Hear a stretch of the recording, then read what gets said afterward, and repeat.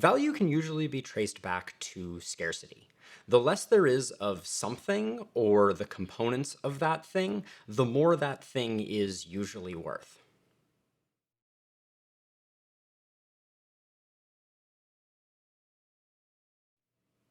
Now, that's not to say that there isn't artificial or manufactured scarcity. I'm looking at you, diamonds, and promotions in the workplace. But lots of big business centers around the intention of collecting something that is scarce and then exploiting it for monetary gain. And one resource whose scarcity is absolute, barring some mind-bending, unforeseeable technological breakthrough, is time and attention of people. As I understand the human brain, and I am by no means an expert, it is impossible for two things to simultaneously hold our attention. Good multitaskers can minimize the overhead of context switching and switch between two contexts very rapidly, but they're still only focused on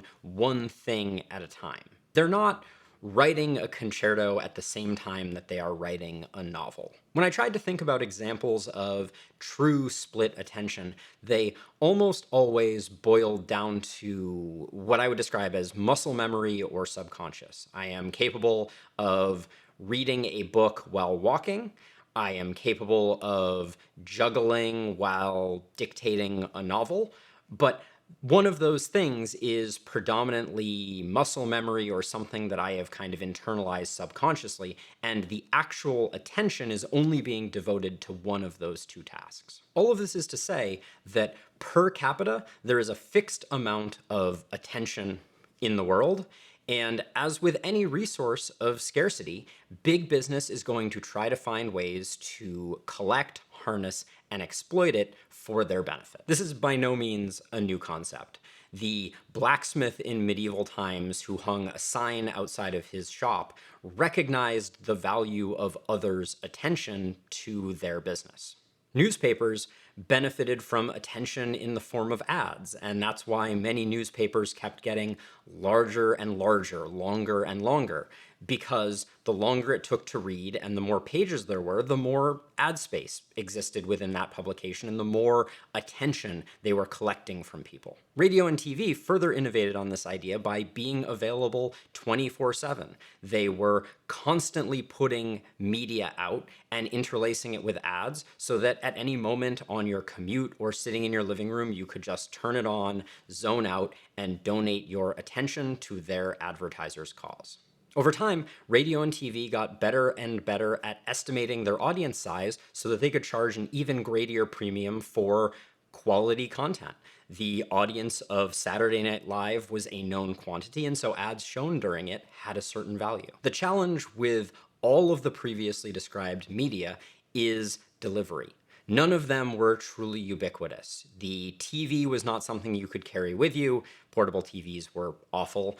The radio was kind of something you could carry with you, but you had to have headphones, etc. And a newspaper was something that only a small fraction of people wandered around throughout their day with a newspaper slung under their arms so that they could have it whenever they wanted it. Smartphones, however, changed the game because suddenly the abundance of the internet was in our pockets. The complete wealth of human knowledge and creation was available no matter where we were, given even just a moment's notice with zero overhead to spin up and access. And with it, our attention became up for grabs every waking moment. If we woke up at 3 o'clock in the morning and couldn't sleep for 5 minutes, that 5 minutes of attention was available and generally devoted to these black slabs of internet-connected device that we carried around in our pockets and left on our bedsides. And thanks to the growth and abundance of the internet, it was truly infinite. The number of hours of video that is uploaded to YouTube every hour is currently approximately 30,000, which means that you could watch YouTube forever and never get to the end of it. The same goes for Facebook, Instagram, Google News, Reddit. They are all ostensibly infinite in terms of what can capture our attention. And out of this abundance was born the opportunity to capture all of the attention. For the first time, every last scrap of our attention was available for capture. If we were awake, that waking attention was something that someone could grab at a moment's notice and leverage and potentially monetize. From my perspective, the OG offender in this regard, the poster child for greedy attention grabbing, was Facebook. Facebook was a place where time went to die in the early days. I won't comment on its current state, but Facebook's entire business model was around people going there and then never leaving and providing a infinite amount of content that you could ping pong back and forth between. And their business model reflected that. The money that they made, the value that they created was entirely based on that engagement by users. And engagement is a concept that I have talked about before on this channel, not positively. It's something I regularly malign because it really is problematic at every level. In terms of big business, it creates perverse incentives for companies like Google and Facebook. And on the flip side, it is not in our best interest as people for our attention to be so aggressively monopolized and profited on. And therein lies the rub, because even something as awful as Facebook has some nominal marginal value, but the amount of attention that the shareholders need to feed their infinite greed far outweighs and dwarfs the amount of attention that we ought to pay to these things. And as a result, YouTube, Instagram, Reddit, all seek to build their apps and their web pages in a way that manipulates us into becoming eternally scrolling zombies, just saying, oh, I'll just look at one more post, one more page, whatever it happens to be, until suddenly something appears urgently and we realize that we've spent the last 2 hours looking at garbage that we can't even recall what it was. Personally, I have experienced these apps as a bit of a weird self-protection mechanism. When something is particularly difficult, when I'm struggling with a part of an edit, I'll wander away from my computer, turn my brain off, pick up my phone, and just scroll through something that I don't care about because it takes my attention away from that discomfort and essentially turns off my brain to a certain extent. There is nothing that I need to see on page 87 of Reddit, but the reality is that my brain will look for any escape from the discomfort of the hard thing that I need to do. About 2 years ago, I started to recognize this pattern. I realized that I was getting played, that many of these websites were taking advantage of my attention, monopolizing it, and I was getting basically no benefit out of it. And at that time, I decided that I wanted to make a change. I wanted to get this thing under control, and I did something that I would recommend to anyone who recognizes a similar pattern in their life.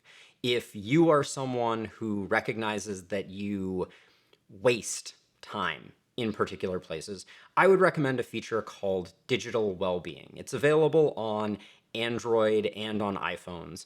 And basically what it serves to do is allow you to limit the amount of time that you can spend on particular apps or particular web pages. And when you run out of time for the day, when you try to go back to that thing, it just pops up a little notification and says, hey, not allowed, sorry. Concepts like digital well-being have been around for a while, but I've always been a bit skeptical of them. It seemed like a solution for people who have poor impulse control. I should just be able to tell my brain not to spend 4 hours on Reddit and not spend 4 hours on Reddit. But the reality was very different. When I enabled these digital well-being features, I found my relationship with the things that I was consuming changed markedly and immediately in a really positive way. The approach that I took was simple. I took the two major offending apps, which were Reddit and Google News for me, and I set really high limits on them. I said no more than 2 hours of Reddit a day and no more than 30 minutes of Google News. And then periodically, over the course of probably a year, I kept lowering those limits in small increments, nothing crazy. But today, 2 years later, I'm down to 30 minutes of Reddit a day and 10 minutes of Google News a day. And there's something even more important than just those limits having decreased. The reality that I've found is the time that I spend in those apps is more enjoyable, more rewarding, and more purposeful. I approach those apps with intention. I want to learn something. I want to find out what is going on. I'm not going there to turn off my brain to escape from something difficult. I look forward to my 30 minutes of Reddit a day in a way that when I was spending multiple hours on the app, I did not look forward to it. It was an escape without real enjoyment. By turning these things into a scarce resource, I increased their value to me while also decreasing the amount of time that I was spending with them. And that has made a huge difference to me. It has changed my relationship with my phone completely. It has become more of a purpose-driven tool rather than a mechanism of escape. And that is something that I appreciate. And so I wanted to share it with all of you. I wanted you to hear my story and maybe see if some parts of it applied to your life or your experience. But for now, that's all I have for you. I hope that you have a wonderful rest of your week, and I'll see you in the next one. Bye.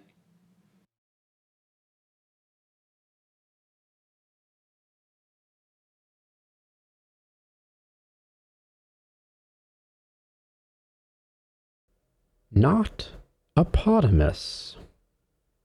Ponderous.